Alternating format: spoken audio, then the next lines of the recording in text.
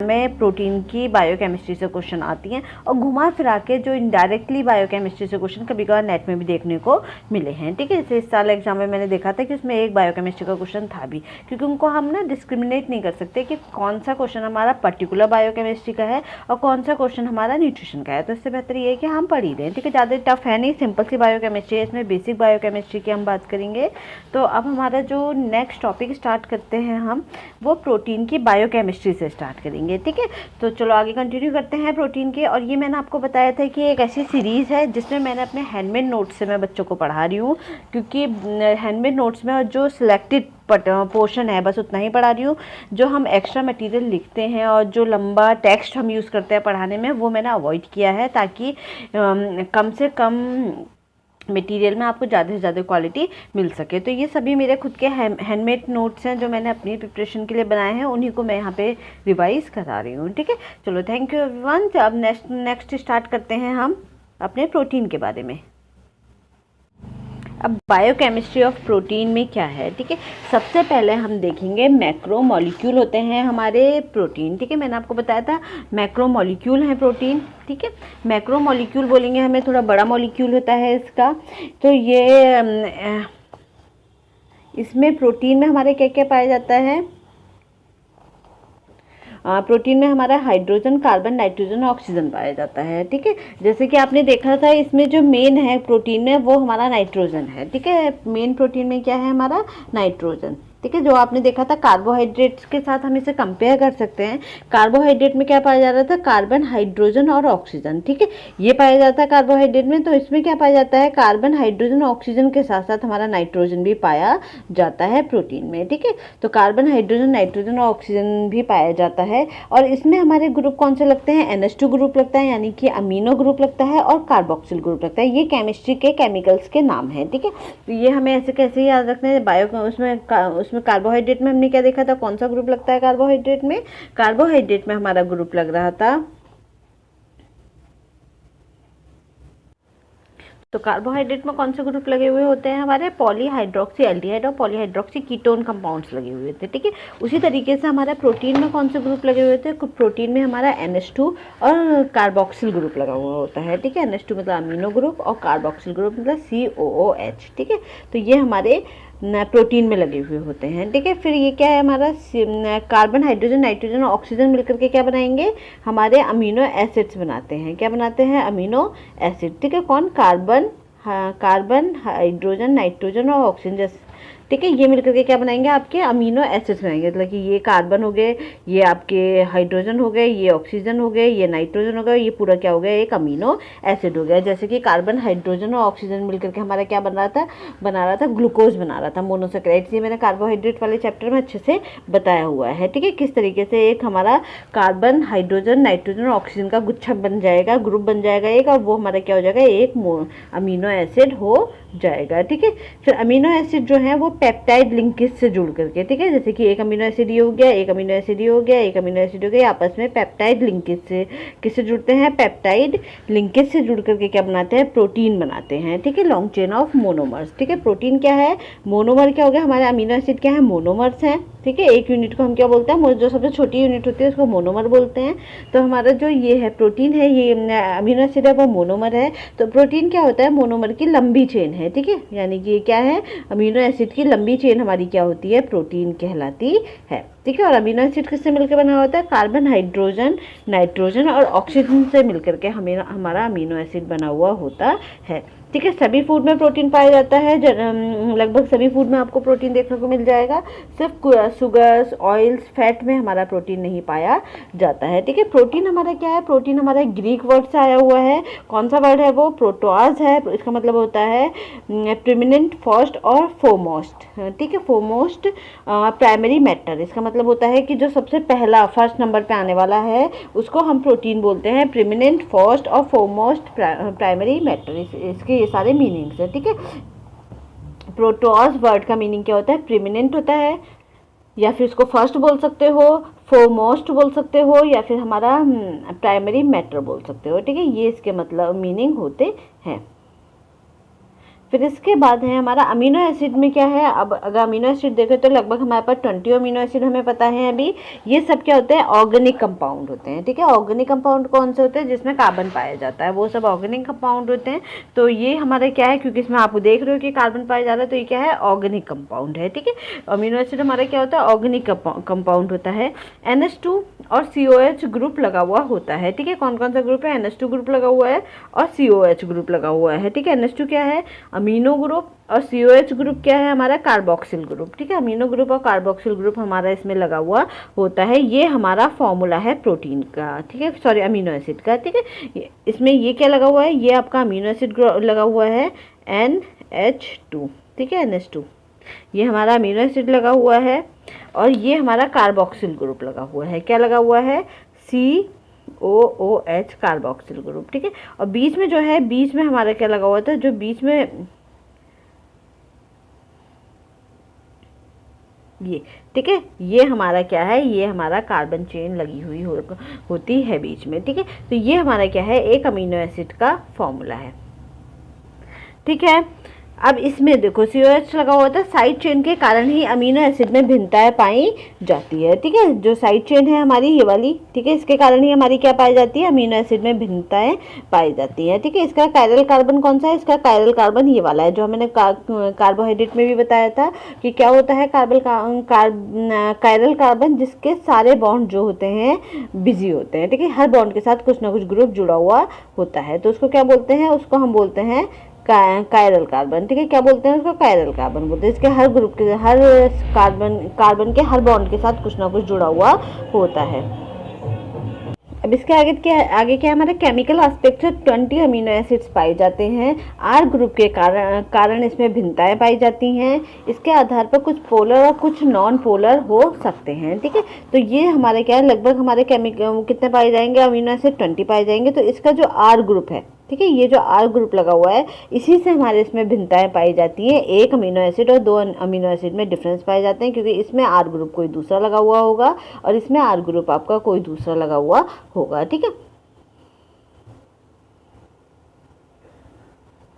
फिर है हमारा इसमें R ग्रुप जब चार्ज पार्टिकल की तरह व्यवहार करता है तो पोलर हो जाता है और इसकी सॉल्युबिलिटी बढ़ जाती है, ठीक है। जब R ग्रुप, हमारा जो R ग्रुप लगा हुआ है वो ऐसा वाला R ग्रुप लगा हुआ है जो क्या करेगा, आपका चार्ज पार्टिकल की तरह काम करेगा, मतलब चार्ज देगा उसको, ठीक है।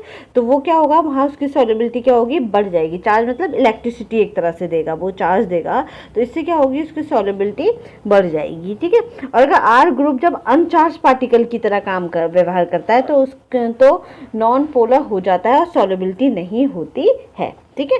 इसको अभी हम आगे और देखेंगे, चार्ज और अनचार्ज होता है क्या है। तो जब भी आपको भी यहाँ सिर्फ इतना देखना है कि जब भी R ग्रुप चार्ज पार्टिकल की तरफ व्यवहार करता है तो क्या होता है, सो वो पोलर होता है, ठीक है। अगर चार्ज पार्टिकल की तरफ व्यवहार करेगा तो वो पोलर होगा और इससे क्या होगी, उसकी सॉल्युबिलिटी है जो वो बढ़ जाएगी, ठीक है। और जब R ग्रुप अनचार्ज पार्टिकल की तरफ व्यवहार करेगा तो वो नॉन पोलर हो जाएगा और उसकी सॉल्युबिलिटी जो है वो नहीं रहेगी, वो सॉल्युबल नहीं होगा, ठीक है। अब है हमारा अमीनो एसिड और ज्विटर आयन, ठीक है। अमीनो एसिड्स क्या होते हैं, ज्विटर आयन होते हैं। ये क्वेश्चन आया हुआ है एग्जाम में कि कौन सा जो न्यूट्रिएंट्स है वो हमारा ज्विटर आयन होता है, तो कौन सा होता है, हमारा अमीनो एसिड होता है, ठीक है। यह एक आयोनिक मॉलिक्यूल है, क्या है, आयोनिक मॉलिक्यूल है। इसमें एक समय पे पॉजिटिव और नेगेटिव चार्ज दिखाता है, ठीक है। एक ही समय पे इसमें पॉजिटिव चार्ज भी होगा और नेगेटिव चार्ज भी होगा। इसके कारण यह नेट चार्ज क्या हो जाता है, जीरो हो जाता है। इसके कारण क्या होगा, जो नेट चार्ज है वो क्या हो जाएगा, जीरो हो जाएगा। क्योंकि आपको पता है अगर किसी भी चीज़ में पॉजिटिव और नेगेटिव होगा, जैसे मान लो पॉजिटिव 1 है और नेगेटिव 1 है, तो ये क्या हो जाएगा, दोनों एक दूसरे को कट जाएंगे और ये जीरो हो जाएगा, ठीक है। तो हमेशा जिस भी चीज में पॉजिटिव और नेगेटिव चार्ज दोनों पाए जाते हैं वहां क्या हो जाता है, वहां जीरो हो जाता है, ठीक है। तो इसमें क्या है, तो इसका नेट चार्ज क्या हो जाएगा, हमारा जीरो हो जाएगा। तो ये क्या कह रहा है, यह एक आयोनिक मॉलिक्यूल है, यानी कि जो आपका अमीनो एसिड है, ठीक है। अमीनो एसिड जो है आपका, इसमें क्या है, आयंस पाए जाते हैं, ठीक है, प्लस और माइनस। तो इसमें क्या पाया जाता है, प्लस वाले आयंस भी पाए जाते हैं, एक ही समय पे पॉजिटिव और एक ही समय पे नेगेटिव चार्ज भी पाए जाते हैं, ठीक है। फिर ये पॉजिटिव और नेगेटिव दोनों मिलकर के क्या कर देते हैं, जीरो चार्ज, यानी कि इनका जो नेट चार्ज होता है वो क्या ले आते हैं, जीरो बना देते हैं, ठीक है। यह मॉलिक्यूल जिसमें दो और ज़्यादा फंक्शनल ग्रुप होते हैं, कम से कम एक नेगेटिव और पॉजिटिव चार्ज होना चाहिए। देखो जैसे ये है हमारा, कम से कम इसमें एक नेगेटिव होगा और एक पॉजिटिव होगा, ठीक है। एक ही समय पे एक नेगेटिव चार्ज होगा और एक पॉजिटिव चार्ज होगा। तो जिसमें दो या दो से ज़्यादा फंक्शनल ग्रुप होते हैं, वह मॉलिक्यूल जिसमें दो या दो से ज़्यादा फंक्शनल ग्रुप होते हैं, ये क्या है, ये हमारा फंक्शनल ग्रुप है। दो हों या दो से ज़्यादा हों, एक से कम एक पे नेगेटिव चार्ज होना चाहिए और एक पे क्या होना चाहिए, पॉजिटिव चार्ज होना चाहिए। तो इसका नेट चार्ज कितना हो जाएगा, 0 हो जाएगा, ठीक है, क्योंकि इसकी पॉजिटिविटी और इसकी नेगेटिविटी एक दूसरे को कैंसिल कर देगी और वो क्या हो जाएगा, आपका 0 हो जाएगा नेट चार्ज, ठीक है।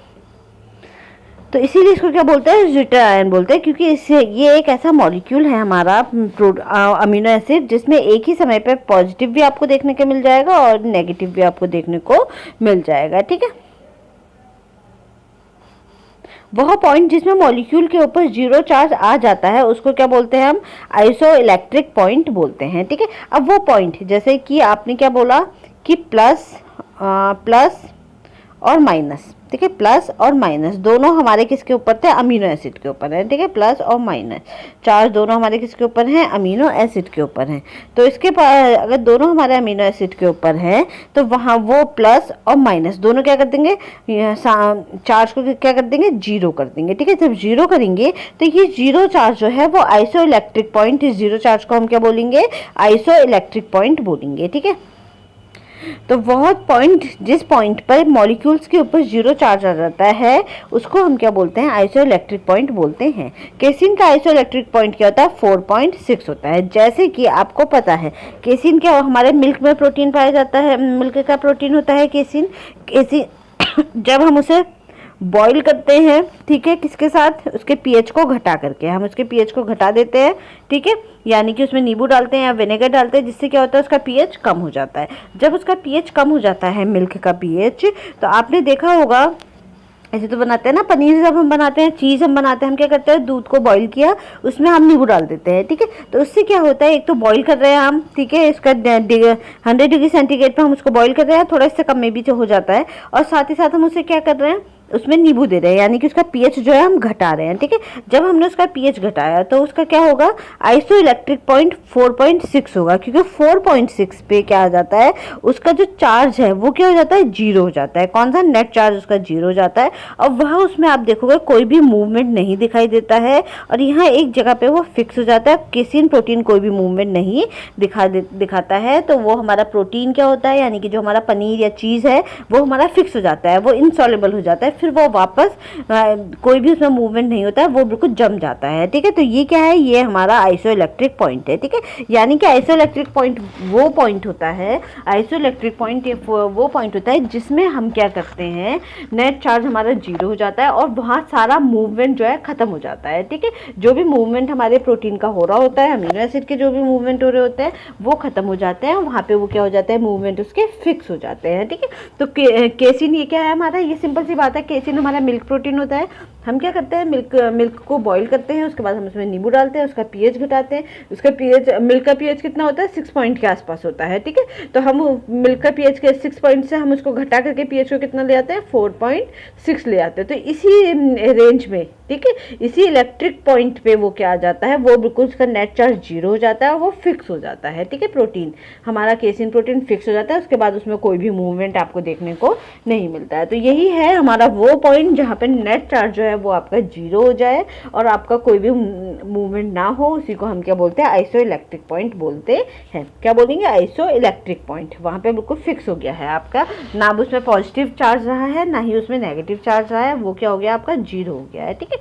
तो ये हमारा एक बेसिक इंट्रोडक्शन है हमारे। तो इसी को हम जिटर आयन बोलते हैं, ठीक है। जिटर आयन उसको बोलते हैं जिसमें एक ही समय पे पॉजिटिव और नेगेटिव चार्ज दोनों आ जाते हैं। जब पॉजिटिव और नेगेटिव चार्ज आते हैं तो उसका जो आइसोइलेक्ट्रिक पॉइंट है वो 0 हो जाता है, क्योंकि पॉजिटिव और नेगेटिव को हटा देते हैं, इसको हम क्या बोलते हैं, आइसोइलेक्ट्रिक पॉइंट बोलते हैं। वो क्या हो जाता है, 0 हो जाता है। उस आइसोइलेक्ट्रिक पॉइंट पे हमारा क्या होगा, प्रोटीन फिक्स हो जाएगा, ठीक है।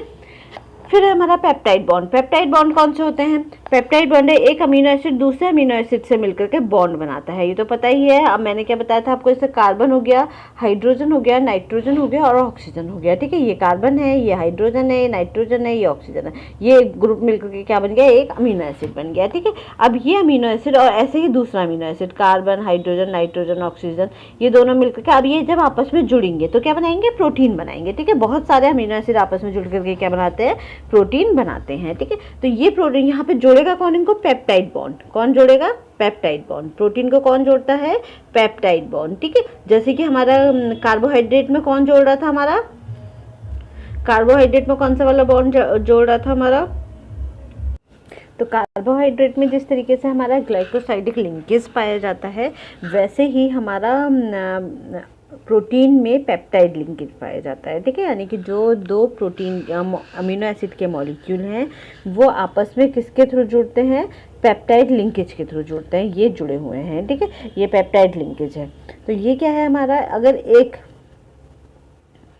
एक अमीनो एसिड दूसरे अमीनो एसिड से मिलकर के बॉन्ड बनाता है, इसको हम क्या बोलते हैं? पेप्टाइड बॉन्ड बोलते हैं, ठीक है। एक अमीनो एसिड दूसरे अमीनो एसिड से कंबाइन करेगा, इंटरेक्ट करेगा, तो उस दौरान उसमें वाटर निकलेगा, ठीक है। ये एक अमीनो एसिड है और ये एक अमीनो एसिड है, जब एक दूसरे से मिलेंगे तो क्या होंगे? वाटर निकलेगा। इसीलिए इसको हम क्या बोलते हैं? डिहाइड्रेशन सिंथेसिस, यानी कि डिहाइड्रेशन रिएक्शन हम इसको बोलते हैं, क्योंकि इसमें क्या होता है? एक डिहाइड्रेशन होता है, यानी कि एक वाटर का मॉलिक्यूल निकलता है।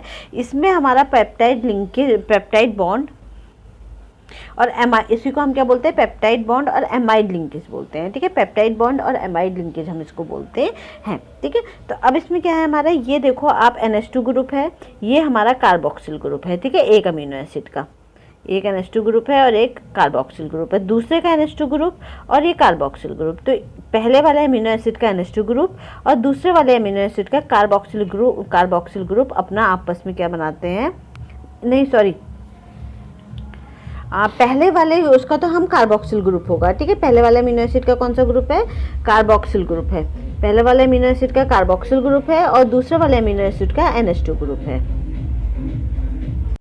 तो यही हमारा क्या है? ये एक अमीनो एसिड जो पहला वाला है, इसको हम बोलते हैं अपस्ट्रीम, ठीक है। पहले वाले अमीनो एसिड को हम क्या बोलेंगे? अपस्ट्रीम बोलेंगे, ये वाले को, ठीक है, अपस्ट्रीम अमीनो एसिड। और ये जो दूसरा अमीनो एसिड होता है इसे बोलते हैं डाउनस्ट्रीम अमीनो एसिड, ठीक है। अपस्ट्रीम और डाउनस्ट्रीम अमीनो एसिड।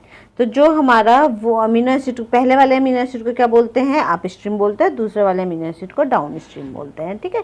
तो कुछ खास ऐसा है नहीं इसमें, सिंपल सा है। ये अमीनो एसिड का पहला एक अमीनो एसिड है, ये दूसरा अमीनो एसिड है, इसका कार्बोक्सिल ग्रुप और इसका NH2 ग्रुप, मतलब पहले वाले अमीनो एसिड के पीछे का कार्बोक्सिल ग्रुप और दूसरे वाले अमीनो एसिड का पहला NH2 ग्रुप, दोनों आपस में मिलते हैं, ठीक है। मिल करके एक वाटर की यूनिट निकालते हैं। ये देखो एक वाटर निकला इसमें से, और एक वाटर निकल करके ये क्या कौन सा बॉन्ड बनाते हैं? पेप्टाइड बॉन्ड ये बनाते हैं। और इसी तरीके से आगे चेन बनती जाएगी और वो क्या होगा? हमारा प्रोटीन बन जाएगा, ठीक है। तो ये क्या है हमारा? इसको हम बोलते हैं एमाइड स्ट्रक्चर। ये हमारा है, ये वाला जो आप देख रहे हैं इसको हम एमाइड स्ट्रक्चर बोलते हैं। और इसमें जो ये है आर जो है हमारे R group alternate in trans conformation, ठीक है। इसमें क्या होता है? हमारा जो आर ग्रुप है, यही इससे ही हमारे अमीनो एसिड में क्या पाई जाती है? भिन्नताएं पाई जाती है। आर ग्रुप अलग अलग जुड़े हुए होते हैं, तो जिस अमीनो एसिड में जो आर ग्रुप जुड़ा हुआ होगा वो अमीनो एसिड अलग होगा, दूसरे अमीनो एसिड में दूसरा आर ग्रुप जुड़ा हुआ होगा। और जो दूसरा अमीनो एसिड है वो आपका यहाँ से जुड़ेगा, ठीक है। ये पूरा एक अमीनो एसिड है और जो दूसरा अमीनो एसिड है वो आपका यहाँ से जुड़ेगा, ठीक है। ये देखो नेक्स्ट अमीनो एसिड आपका यहाँ से जुड़ेगा। फिर है प्रोटीन N ग्रुप से NC, यहाँ देखो ये NCCOH सिंथेसिस होता है।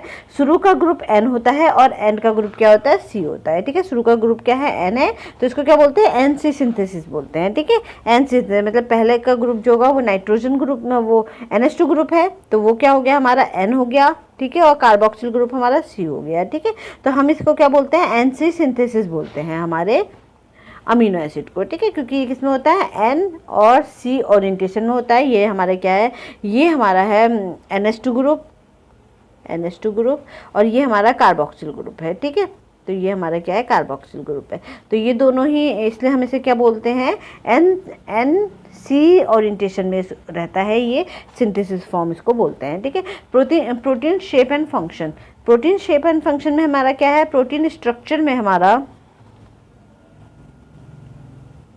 फिर है हमारा प्राइमरी शेप एंड फंक्शन, ठीक है। प्राइमरी शेप एंड फंक्शन में हमारा प्राइमरी स्ट्रक्चर होंगे। अब हमारे प्रोटीन के कितने शेप्स होते हैं, ठीक है। तो सबसे पहला है हमारा प्राइमरी स्ट्रक्चर। प्राइमरी स्ट्रक्चर में हमारे कौन सा आते हैं, सिंपल और लीनियर स्ट्रक्चर आते हैं, या लंबी पतली चेन होने के कारण कहीं कहीं फोल्ड भी हो जाते हैं, ठीक है। प्राइमरी स्ट्रक्चर ये क्या है, लंबी चेन होगी, लंबी लंबी, ठीक है। एक लंबी सिंपल चेन होगी, ठीक है। तो 2 अमीनो एसिड, फिर बीच में हमारा पेप्टाइड लिंकेज, फिर पेप्टाइड लिंकेज से तीसरा, फिर चौथा, इस तरीके से आपकी एक सिंपल लॉन्ग चेन इसमें बनेगी, ठीक है।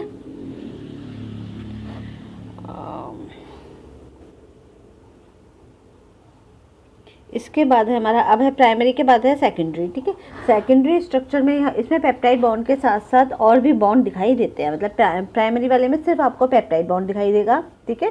सेकेंडरी वाली में पेप्टाइड बॉन्ड की जगह और भी बॉन्ड दिखाई देते हैं, पेप्टाइड बॉन्ड के साथ साथ, मतलब पेप्टाइड बॉन्ड तो होगा ही होगा, उसके साथ साथ और भी बॉन्ड आपको दिखाई देंगे, जैसे हाइड्रोजन बॉन्ड हो गए, सल्फर बॉन्ड हो गए। इसके कारण इसका स्ट्रक्चर जो है वो थोड़ा बदल जाता है। इसमें हेलिकल और बीटा स्ट्रक्चर पाया जाता है, मतलब जो प्रोटीन हमारा जो अमीनो एसिड आएगा, जो प्रोटीन आएगा, उसमें कौन सा स्ट्रक्चर पाया जाएगा, उसमें पाया जाएगा हमारा हेलिकल स्ट्रक्चर या फिर बीटा स्ट्रक्चर, ठीक है। इन दोनों में हाइड्रोजन बॉन्ड पाया जाता है। यह कार्बोक्सिल ग्रुप के O2 और अमीनो ग्रुप के हाइड्रोजन ग्रुप के बीच में होते हैं। इसी बॉन्ड के कारण यह कर्ल रूप से ले लेते हैं, ठीक है। और हेलिकल और रिबन फॉर्म में दिखाई देता है। हेलिकल मतलब इस तरीके से, ठीक है, ये, ठीक है, इस तरीके से हेलिकल, और जैसे आरएनए होता है ना, उस तरह डीएनए होता है, उसी तरीके से हमारा रिबन फॉर्म में दिखाई देता है, ठीक है। तो ये सेकेंडरी स्ट्रक्चर है। सेकेंडरी वो हमारा सिंपल था, प्लेन था हमारा प्राइमरी स्ट्रक्चर। दूसरा वाला हमारा इस तरीके से हमारा प्राइमरी स्ट्रक्चर था। सेकेंडरी स्ट्रक्चर हमारा थोड़ा घुमा हुआ होता है इस तरीके से, ठीक है।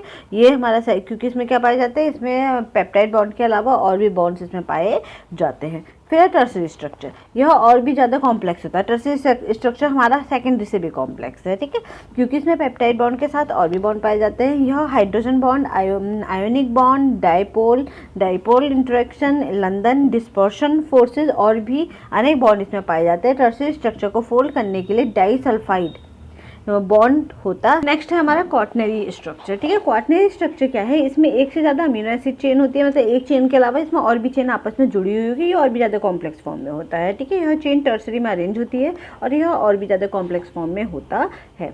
फिर हमारा chemical reaction of amino acid. Amino acid के केमिकल रिएक्शंस क्या क्या होते हैं, एक तो सॉल्ट फॉर्मेशन में आता है, दूसरा डीकार्बोक्सिलेशन की रिएक्शन देता है, निनहाइड्रीन रिएक्शन देता है ये, ठीक है। तो जनरली इसमें हमारी 3 रिएक्शंस पाई जाती हैं। एक है सॉल्ट फॉर्मेशन।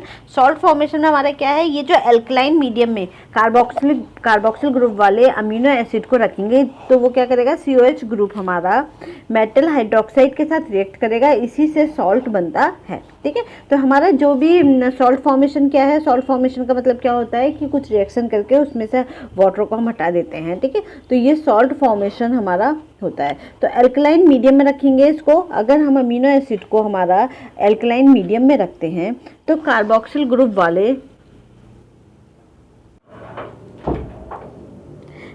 ठीक है, तो इसमें हमारा क्या होगा, carboxyl group of amino acid के साथ वो क्या करेगा, रिएक्शन करेगा, मेटल हाइड्रोक्साइड के साथ वो रिएक्ट करेगा, इसी से क्या बन जाएगा, सॉल्ट हमारा बन जाएगा, ठीक है। तो ये क्या है, हम आगे इसको हम ले रहे हैं, ये हमारा अमीनो एसिड है, वो किसके साथ ले रहे हैं, NOH के साथ ले रहे हैं, तो इसमें से हमारा वाटर निकल गया और ये इसके साथ Na जो है वो उसके साथ जुड़ गया, ठीक है। और हमारा ये क्या बन गया, सॉल्ट बन गया, इसको हम क्या बोलेंगे, सॉल्ट बोलेंगे, ठीक है।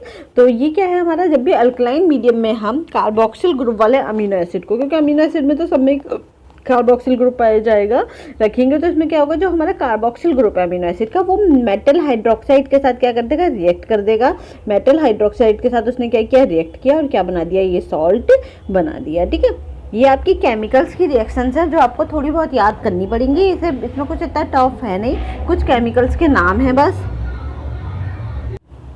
ठीक है। तो केमिकल ये हमारी केमिकल रिएक्शन है। तो अमीनो एसिड को हम एल्कलाइन से एल्कलाइन में हम क्या ले रहे हैं, NOH ले रहे हैं, तो वाटर का मॉलिक्यूल निकल जाता है और सॉल्ट मिल जाता है। ठीक है, तो ये हमें एक सिंपल सी रिएक्शन जो है वो याद करनी है। इसके बाद नेक्स्ट है डी कार्बोक्सिलेशन। ठीक है, क्योंकि इसमें ये भी आता है एग्जाम में कि अमीनो एसिड डी कार्बोक्सिलेशन की रिएक्शन किसमें होती है। तो सिंपल सी बात है, कार्बोक्सिल ग्रुप किसमें जुड़ता है, हमारा अमीनो एसिड में लगा हुआ होता है। तो वही जब कार्बोक्सिल ग्रुप टूटेगा तो उसको क्या बोलेंगे हम, डी कार्बोक्सिलेशन की रिएक्शन हम उसको बोलेंगे। इसमें कार्बोक्सिल ग्रुप टूट जाता है, अमीनो एसिड जिसमें कार्बोक्सिल ग्रुप एक्सपोज्ड होता है यह डी कार्बोक्सिल रिएक्शन दे सकता है। इसके बाद नया प्रोडक्ट बन जाता है। बॉडी में अनेक मेटाबॉलिक एक्टिविटीज़ चलती रहती हैं। प्रोटीन को मेटाबॉलिक एक्टिविटीज़ में एमाइन रिलीज होते रहते हैं। यही एमाइन अनेक रिएक्शन में भाग लेकर अलग अलग आउटकम देते हैं। ठीक है, तो ये क्या कह रहा है हमारा डीकार्बोक्सिलेशन में, तो डी कार्बोक्सिलेशन में हमारा क्या है, इसमें क्या होता है, आपका जो कार्बोक्सिल ग्रुप है हमारे अमीनो एसिड का वो टूट जाता है। अमीनो एसिड इसमें कार्बोक्सिल ग्रुप जो एक्सपोज होगा मतलब टूट जाएगा। ठीक है, डी कार्बोक्सिल और क्या देता है, डी कार्बोक्सिलेशन की रिएक्शन देता है, इससे नया प्रोडक्ट बन जाता है। जब आपका कार्बोक्सिल ग्रुप जो है आपका अमीनो एसिड के साथ जो कार्बोक्सिल ग्रुप है NH2C और यहाँ पे क्या था R और इधर क्या था COOH। ठीक है, तो ये जो कार्बोक्सिल ग्रुप है जब ये टूट जाएगा, ठीक है, जब ये टूट जाएगा तो क्या होगा, नया प्रोडक्ट बन जाएगा। ठीक है, बॉडी में अनेक मेटाबॉलिक एक्टिविटीज़ होती रहती हैं।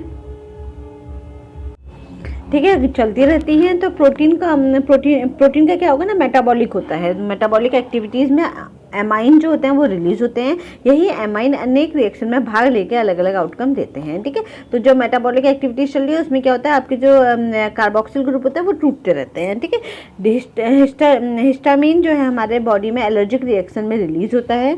यह इम्यून सेल एक्टिवेट होते हैं, फिर हिस्टामिन रिलीज होता है। यही हिस्टामिन कार्बोक्सिल रिएक्शन में जाकर हिस्टिडीन बनाता है। यह एलर्जिक रिएक्शन, शॉक्स और स्ट्रेस को कम करने में सहायता देता है। ठीक है, तो डीकार्बोक्सिलेशन की रिएक्शन होगी, उससे क्या बनेगा, आपका हिस्टाडीमिन बनेगा। ठीक है, समझ में आया, हिस्टामिन हमारा हिस्टाडीमिन हम बनाता है। ठीक है, तो ये हिस्टामिन जो ये क्या है, आपकी डीकार्बोक्सिलेशन का एक एग्जाम्पल है कि जो हिस्टामिन अमीनो एसिड होता है वो एलर्जिक रिएक्शन में रिलीज होता है, इम्यून सेल्स एक्टिवेट होती है, वहाँ पे जाकर के वो हिस्टिडीन कार्बोक्सिल रिएक्शन में जाकर के हिस्टामिन कार्बोक्सिल रिएक्शन में जाके क्या बनाता है, हिस्टिडीन बनाता है। यही क्या करता है, हमारा एलर्जिक रिएक्शन को, शॉक्स को, स्ट्रेस को कम करने में सहायता करता है। ठीक है, ये इसका डीकार्बोक्सिलेशन का एग्जाम्पल है। अब है निन हाइड्रीन रिएक्शन। ठीक है, निन हाइड्रीन रिएक्शन हम किस में करते हैं, प्रोटीन में करते हैं। ये एग्जाम में आ जाता है कि कौन सी रिएक्शन इसमें से प्रोटीन में की जाती है, तो निन हाइड्रीन की रिएक्शन हम प्रोटीन में करते हैं। ठीक है, अमीनो एसिड में कार्बोक्सिल ग्रुप और अमीनो एसिड दोनों पाए जाते हैं, दोनों ही अलग अलग रिएक्शन देते हैं। ठीक है, जो हमारा अमीनो एसिड है उसके आगे जो था अमीनो ग्रुप था और पीछे क्या था, कार्बोक्सिल ग्रुप था। आगे क्या था, अमीनो ग्रुप था और हमारा पीछे क्या था, कार्बोक्सिल ग्रुप था। ठीक है, COOH। ठीक है, तो ये दोनों ही अलग अलग रिएक्शन देते हैं। ठीक है, यहाँ C था, यहाँ R था, ये दोनों क्या करते हैं, ये अलग अलग अमीनो एसिड देते हैं। ठीक है, तो ये दोनों ही क्या करेंगे, हमारे अलग अलग रिएक्शन देते हैं। इससे अमीनो ग्रुप डिफरेंट रिएजेंट के साथ अलग अलग तरह की रिएक्शन देते हैं। ठीक है, मतलब अलग अलग जो हम उसमें केमिकल्स डालेंगे वो अलग अलग रिएक्शन उसमें देंगे। निन हाइड्रीन रिएक्शन में अमीनो एसिड के अंदर निन हाइड्रीन डालते हैं, यह अमीनो एसिड को ऑक्सीडाइज कर देता है। ऑक्सीडाइज मतलब तोड़ देता है। ठीक है, यह अमीनो एसिड का ऑक्सीडेटिव डीकार्बोक्सिलेशन हो जाता है। CO2 निकल के NH2 बनाएगा। ठीक है, CO2 निकल के क्या बनाता है, NH2 बनाता है। और NH3 एक एल्डिहाइड होता है और निन हाइड्रीन खुद रिड्यूस होकर अमीनो एसिड को ऑक्सीडाइज कर देता है और ब्लू पर्पल कलर देता है। ठीक है, तो ये क्या करेगा, अमीनो एसिड, अगर हम सिंपल सी बात है, अमीनो एसिड में अगर हम निन हाइड्रीन रिएक्शन केमिकल डालेंगे तो हमें क्या मिलेगा, हमें ब्लू पर्पल कलर मिलेगा। ठीक है, ये याद करना है आप बस आपको कि निन हाइड्रीन रिएक्शन किस में होती है, हमारे प्रोटीन में होती है। अमीनो एसिड को ऑक्सीडाइज करने का काम करता है और वो हमें क्या देता है, ब्लू पर्पल कलर हमें देता है। फिर है फिजिको-केमिकल प्रॉपर्टीज ऑफ प्रोटीन। ठीक है, तो इसमें हमारे physico chemical properties of protein है। इसमें हमारा एक तो आइसोइलेक्ट्रिक पॉइंट तो है ही है, ठीक है, जो हमने अभी पढ़ा था ज़्यूटायन में। ज़्यूटायन में क्या होता है हमारा, आपको पता ही था, अमीनो एसिड में पॉजिटिव और नेगेटिव चार्ज दोनों पाए जाते हैं। Positive negative charge net charge मिलकर के क्या हो जाता है, बराबर हो जाता है, जिससे नेट चार्ज हमारा क्या आ जाता है, 0 आ जाता है, ठीक है। यह एक सही पीएच पे होता है, लेकिन नेट चार्ज 0 होने के लिए उसे एक पर्टिकुलर पीएच चाहिए होता है, ठीक है। जैसे कि हमारा पीएच कितना है, 4.6 पीएच हमें चाहिए, कौन सा वाला, केसिन प्रोटीन के लिए, ताकि उसका नेट चार्ज क्या हो जाए, 0 हो जाए, ठीक है, जो हमने अभी देखा था। तो यह पीएच को आइसोइलेक्ट्रिक पीएच भी बोलते हैं। इसे क्या बोलते हैं, आइसोइलेक्ट्रिक पीएच भी बोलते हैं। प्रोटीन की मूवमेंट भी 0 हो जाती है। यहाँ प्रेसिपिटेशन यानी सेपरेशन विद लिक्विड कोगुलेशन दिखाई देने लगता है। मतलब क्या होता है, यह प्रेसिपिटेशन भी दिखाई देने लगेगा आपको, जो आपका लिक्विड है और जो आपका सॉलिड है वो अलग होने लगेगा। जैसे हमारा पनीर में होता है, पनीर में क्या होता है, जो सॉलिड है वो अलग हो जाता है और जो वे प्रोटीन है, जो लिक्विड वाला है, वो अलग हो जाता है, ठीक है। तो यहाँ कोगुलेशन, जो हमारा सॉलिड वाला पोर्शन है, वो कोगुलेशन भी देखने को मिलता है, क्योंकि यहाँ पे क्या है, आपकी जितना भी मूवमेंट है वो एक जगह फिक्स हो जाता है। तो आपका जो भी मटेरियल है वो क्या हो जाएगा, सॉलिड हो जाएगा, ठीक है। तो ये हमारा क्या है, आइसोइलेक्ट्रिक पीएच है पहले। फिर दूसरा है सॉल्युबिलिटी। सॉल्युबिलिटी क्या होता है, अलग अलग सॉल्यूशन में अलग अलग बिहेव करता है। कुछ प्रोटीन घुल जाते हैं और कुछ प्रोटीन वाटर में नहीं घुलते हैं, ये पता ही है। जैसे हमारा हेयर प्रोटीन जो है, हमारा कैरोटीन, वो पानी में नहीं घुलता है, ठीक है। आप देखोगे आपके बाल कभी भी पानी में नहीं घुलने के, ठीक है। तो ये क्या है, सॉल्युबिलिटी है कि कुछ घुल जाते हैं और कुछ नहीं घुलते हैं, ठीक है, और कुछ वाटर में नहीं घुलते हैं। यह स्ट्रक्चर पर निर्भर करता है उसके, किसके, हमारे जो अमीनो एसिड का स्ट्रक्चर है, जो हमारे प्रोटीन का स्ट्रक्चर है, उस पर निर्भर करता है। जैसे ग्लोम्युलर प्रोटीन जो होता है द्रव में अच्छे से घुल जाते हैं, और कैरोटीन जो फाइब्रस प्रोटीन है वह जल में नहीं घुलता है, ठीक है। तो ये हमारी सॉल्युबिलिटी है। फिर इसके अलावा इसके बाद नेक्स्ट है हमारा, नेक्स्ट टॉपिक है प्रोटीन एनालिसिस।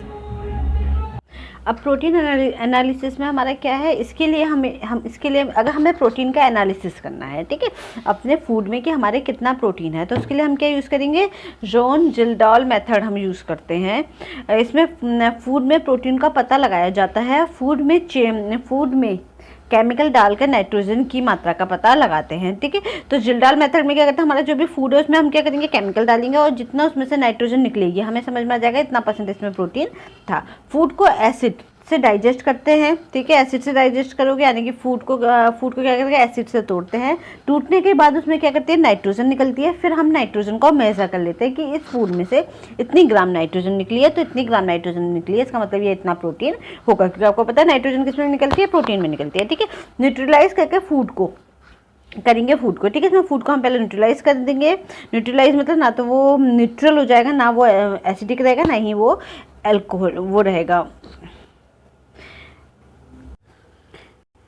ठीक है। तो उसके बाद हम क्या करेंगे, टाइट्रेशन में N2 का पता लगाएंगे, ठीक है। टाइट्रेशन से हम क्या करते हैं, N2 का पता लगाते हैं। यह मेथड प्रोटीन को डायरेक्टली मेजर नहीं करता है, इसमें नाइट्रोजन निकाल के उसको कन्वर्जन फैक्टर के द्वारा प्रोटीन निकालते हैं। यानी कि हम क्या देखेंगे, हम नाइट्रोजन निकालेंगे, फिर नाइट्रोजन को कन्वर्ट करेंगे कि कितना प्रोटीन में कितना नाइट्रोजन पाया जाता है। उसके बाद हम उसमें देखेंगे कि इतना प्रोटीन इसमें होगा, फूड आइटम में हमारा जो भी फूड सैंपल है इसमें इतना प्रोटीन होगा। प्रोटीन का कन्वर्शन फैक्टर हमारा क्या होता है, 6.25 होता है, और जो इक्विवेलेंट है हमारे किसके, 0.16 ग्राम नाइट्रोजन पर ग्राम ऑफ प्रोटीन, ठीक है। हर ग्राम ऑफ प्रोटीन में हमारा कितना मिलेगी, 0.16 ग्राम नाइट्रोजन मिलती है, ठीक है। अगर हमारे सैंपल में से 0.16 ग्राम नाइट्रोजन निकली है, तो इसका मतलब क्या है, हमारे उस सैंपल में 1 ग्राम प्रोटीन है, ठीक है। तो यही हमारा क्या है, कन्वर्शन फैक्टर है 6.25, ठीक है।